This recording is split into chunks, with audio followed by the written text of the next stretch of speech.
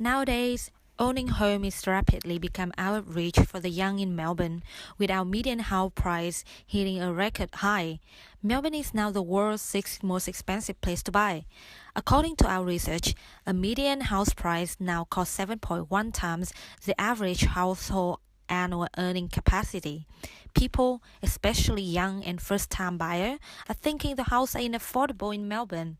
Most people have to rent other than buy their own. The apartment is too expensive. I can't afford it.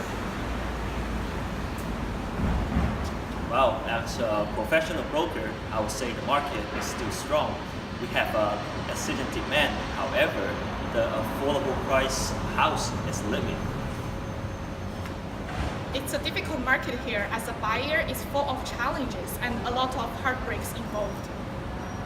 After the 2008 financial crisis, we see the interest rate goes up and house price goes up high. There are many other reasons too.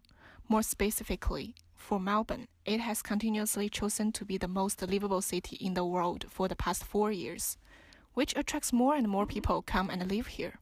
Not only the Australians, but also the internationals. Also, the soft immigrant policies make it a plus for well-incomed families coming to Melbourne.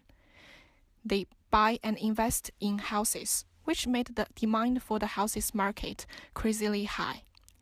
You either make a lot of money as an investor or cannot afford them at all. The industry or the real estate sector in terms of residential housing has significantly increased. Typically prices should increase, or on average, property should double in value every 10 years, 7 to 10 years. That was the old saying or old principle. Now, if you work back on that, that would say the properties would increase by, roughly about 10 to 12% per year. There's obviously a cyclical pattern, but more recently, in the last 5 years, what we've found is that property prices are doubling in value in 1 year. Data map shows we can see that the house and unit price increased rapidly during the past 10 years, and it's continually rising, especially in the Melbourne Central area like CBD and Southeast Melbourne area. One thing that makes Melbourne the most livable city is its high standard of living. A simple solution is to increase the density of people in Melbourne. However, we do not want to decrease the quality of living of people. That's the reason why people move in Melbourne in the first place. The harsh truth is that the housing price is not affordable for many of the buyers anymore. We would expect people who couldn't afford a house are people who with relatively low income. But the way that the price have been rising means even more people from the middle class are struggling to buy a house. How can we make the house more affordable for the buyer, especially young buyer, under such a high pressure of a high price? How can we increase the supply of a house without lowering the people's standard of living? What we thought could be limit the buyer, set different house tax boundaries for different income, rebuild and upgrade public transport systems to suburbs, build up high-risings, but the current property market in Victoria has slowed down a lot in the residential sector. In particular, the high-rise residential apartments have slowed down around the CBD and also Docklands. Then finally we found out a way that could present all the idea we had earlier, a new CBD to dilute the population from central location. Compared to the CBD area, those areas are comparatively affordable.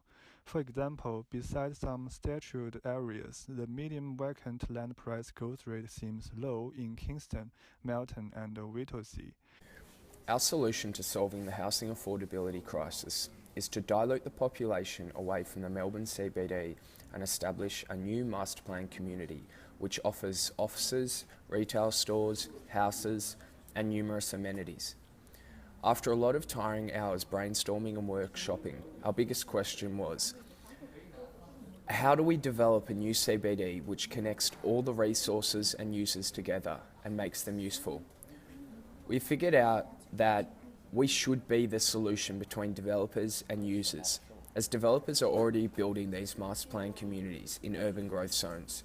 So why not create a platform which can provide information or act as an intermedium for developers, governments, organisations and potential purchasers.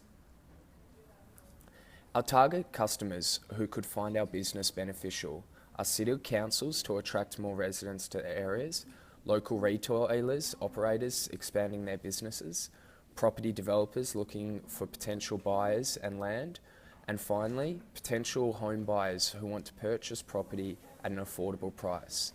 Therefore, we are offering a marketing service to help them achieve their goals. Our strategy is a marketing and event company called Mel Reborn. This company will promote and market new master plan communities / new CBD areas to attract new residents and enhance local businesses. From our research, we have firstly identified that there are numerous master plan communities or new small CBDs being developed in the urban growth zone, which lies just outside the Melbourne CBD. And secondly, there are a lot of blue-collar workers that have grown up in single-dwelling houses outside of the Melbourne CBD, but as they have got older, cannot afford to purchase houses in the suburb that they have grown up. However, there is affordable houses within their budget in these new master plan communities, which usually lie not far from where they have grown up. But the problem for them is finding these new areas to live. We aim at bringing these new areas / CBDs, councils, developers, local businesses and purchasers together. Therefore, our company will do a few things. Firstly, it will identify these master plan community suburbs. Secondly, it will identify the purchasers looking to buy the new homes. And thirdly, we will create events to bring these two groups together and also market the local businesses and areas. We will use numerous media platforms like Instagram, Twitter, Facebook, Pinterest and newspapers to promote the new suburbs and to promote the local businesses within the suburb. For example, we'll promote local cafes, restaurants with their tasty foods in the suburb, local exhibitions going on in the area, events in the area which will hopefully bring new people to the area, and then hopefully make the suburb more attractive for purchasers to buy in there. The best part is we will be promoting the whole suburb, which means it will be more beneficial for local businesses as costs will be much lower. We will only charge the local developers / businesses a small annual fixed subscription cost, which they will sign up annually, and then we will charge them additional variable costs if they want extra events or additional promotioning marketing campaigns. This is perfect because each local business or developer can subscribe to the level of marketing that they can afford. Local businesses or developers will benefit from the synergies of other businesses, economies of scale, economies of scope, and other marketing campaigns being run for the suburb. We want the company to start very lean, which means we will start the business small and then eventually build it up in 2 to 5 years. However, our profits will come from two sectors. Firstly, the annual fixed subscription costs that every local business or developer will have to pay if they want us to promote their business, the houses, or the suburbs on our media platforms. And then secondly, we will charge extra additional variable fees for numerous services which we can include.